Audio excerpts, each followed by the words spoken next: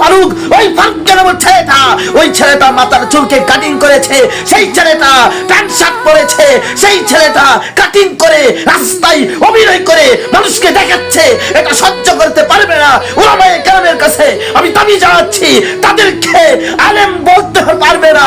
আলেম যদি বলে, আমি বলবো আমার ফতোয়াতে তারা আলেম বলা জায়েজ না, জায়েজ না।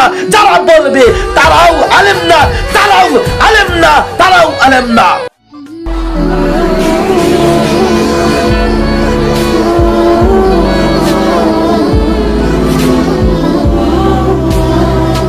আসসালামু আলাইকুম রহমতুল্লাহি ওয়া বারাকাতুহু।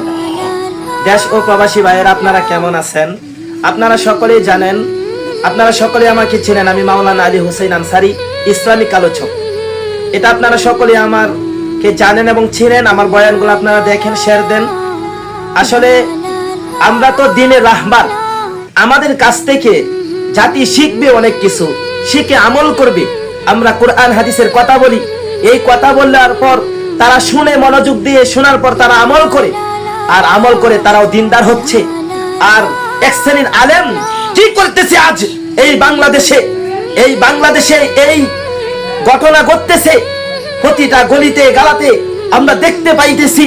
এক শ্রেণীর আলেম তারা ভাইরাল হওয়ার জন্য, তারা টাকা ইনকাম করার জন্য তারা কি করে, মাথার চুলের কাটিং করে, মাথার চুল সাদা করে, লাল করে হেরিং কাটিং দেয়। এই তাদের মতো এইরকম মানুষের জন্য আজ ইসলামকে নিয়ে হিন্দু, খ্রিস্টান, বৌদ্ধ যারা আছে, নাস্তিক যারা আছে, তারা লড়তেছে, তারা নিয়ে খেলতেছে। তারা কেন সাহস পাবে? আমাদের বাংলাদেশের মানুষের জন্যই তারা এই রকম করতে পারে, এই দুঃসাহস তারা পায়। আমাদের মতো এক শ্রেণীর মানুষ আছে, এই নাস্তিকদের কারণেই আজ আমাদেরকেও মানুষ হাসির পাত্র বানাচ্ছে। কেন?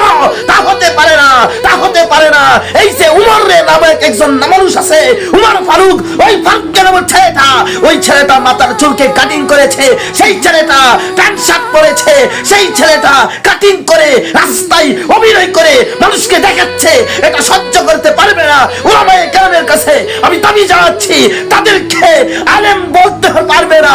আলেম যদি বলে, আমি বলবো আমার ফতোয়াতে তারা আলেম বলা জায়েজ না, জায়েজ না। যারা বলবে তারাও আলেম না, তারাও আলেম না, তারাও আলেম না।